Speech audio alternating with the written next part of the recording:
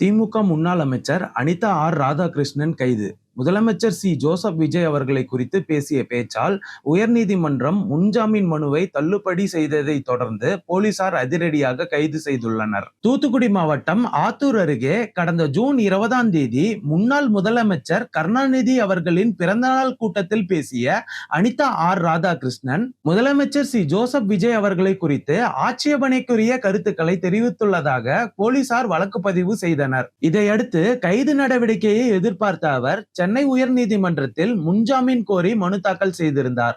ஆனால் அந்த மனுவை நீதிமன்றம் வெள்ளிக்கிழமை தள்ளுபடி செய்தது.